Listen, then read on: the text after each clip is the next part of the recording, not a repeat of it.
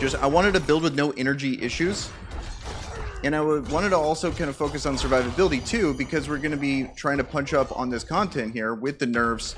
Being able to punch up, it's like nerf to experience, so you double down on the benefit of fighting these people that are stronger than you, so you get same experience. You know, yes, even with this, you're still getting less experience than you were before, but then you're able to actually go through the Nightmare Dungeons now that this is the first season of leveling, that we have the changes to Nightmare Dungeons where they're actually good. Plus, they did another buff to Nightmare Dungeons, which is actually really good when it comes to getting gear. I'm constantly having to go back into town, and we're getting almost too much gear at this point, which is like kind of a good and a bad thing because of how much I'm having to go to the blacksmith and change stuff. So I figure, you know, having a ton of mob density, can it still handle it?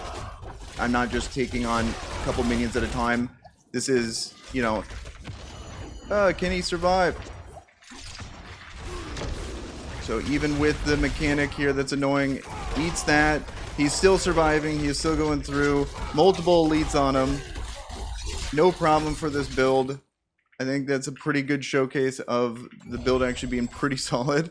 And these curse chests are awesome. So if you ever see a curse chest, always do them. They're really good. Okay, so how this build works is basically all about double swing and doubling down on the mechanic of being able to get energy back when you have a stun target. If double swing damages a stunned or knocked down enemy, gain 25 fury. And then hitting a enemy with both hits of double swing makes them vulnerable for 2 seconds. So we get guaranteed vulnerable and we get energy back. So we need to be able to stun them to be able to make that happen. And you want to make sure you have mace expertise and one-handed sword. So you always want a mace. That is going to be a really good way to be able to double this down, because eventually what is super powerful is going to be this passive here. So first of all, Wallop is fantastic. This is amazing. Your skills using bludgeoning weapons deal 15% multiplicative increased damage if the enemy is stunned or vulnerable. But then here is Lucky Hit. Skills using bludgeoning weapons have a 30% chance to stun enemies for 3.1 seconds. Or up to a 45% chance when using a two-handed. So we're only using one-handers here, but you have a really good shot of being able to stun enemies, so you're not having to double down on just ground stomp. You get multiple ways of doing that. Then when we go to the expertise of actually using a one-handed mace, you have increases the damage to stun enemies, double this amount when using two-handed maces. So you get the increased damage, multiplicative 10%, but then I like to pair them with two. So yes, you could double that.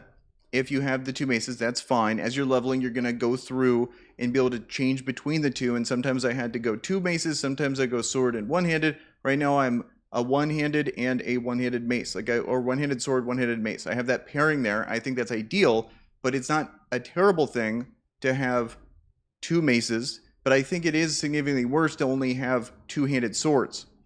So then, because you lose out on the damage and you lose out on the chance to be able to stun enemies besides just ground stomp.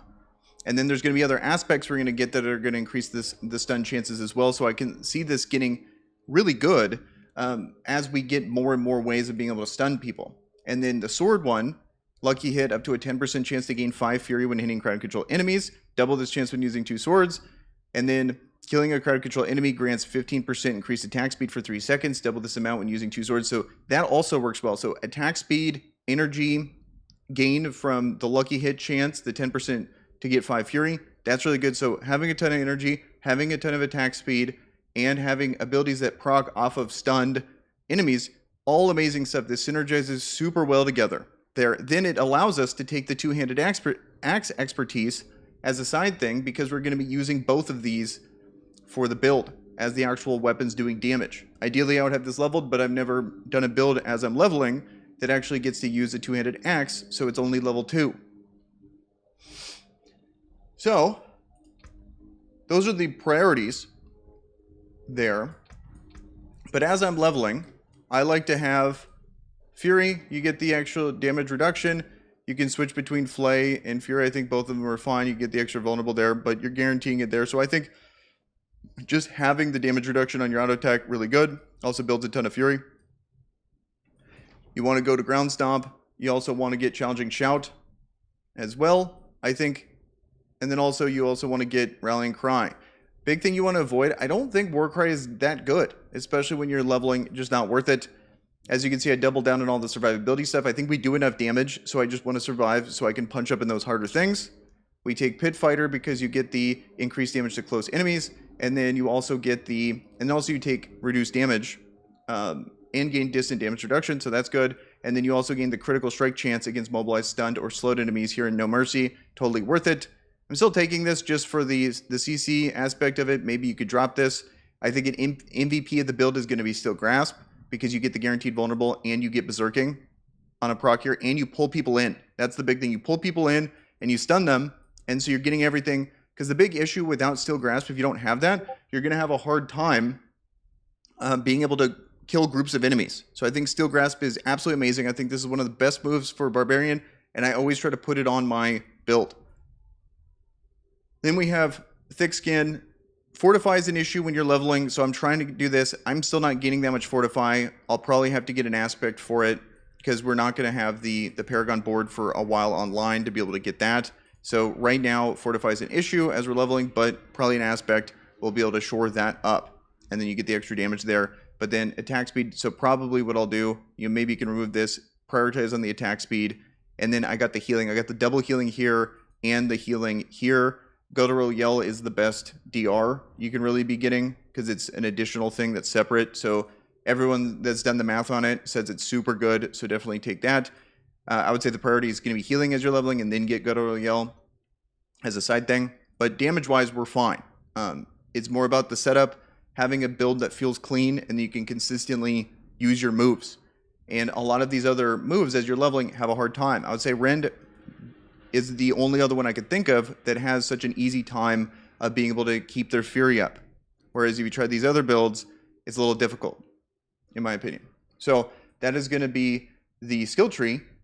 The actual aspects that I think are incredibly impactful are going to be, because what you saw there, I didn't have Disobedience on, but I highly recommend Disobedience. I throw it on the neck piece.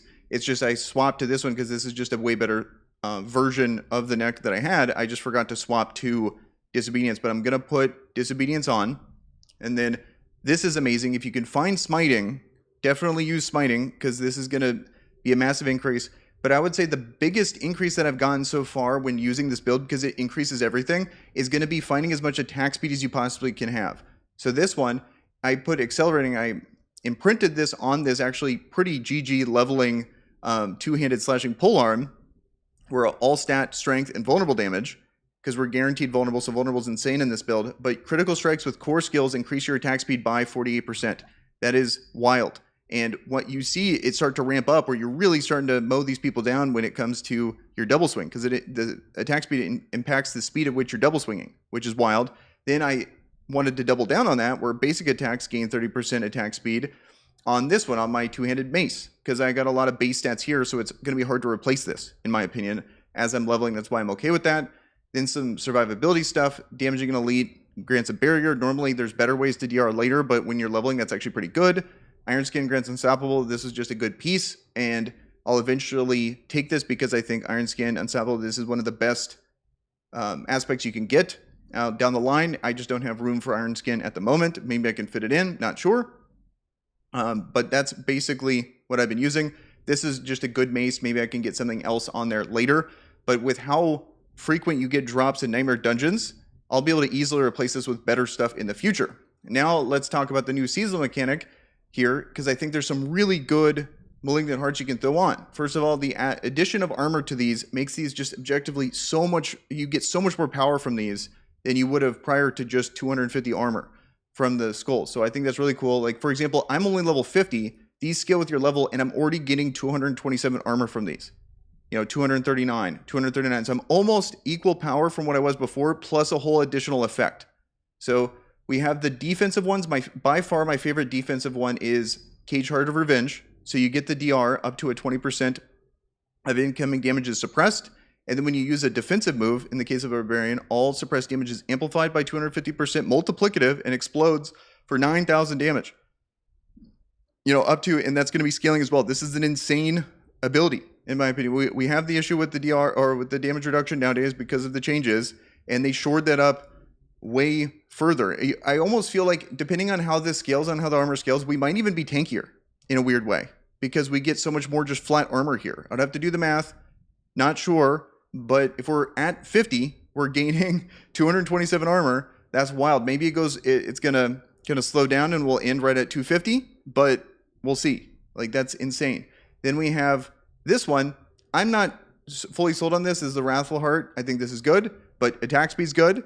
Core and basic skills have a 17% chance to fully restore primary resource. That's wild. And then every 19 seconds, gain a barrier. So you gain the barrier. That's nice, but it cycles through every 20 kills.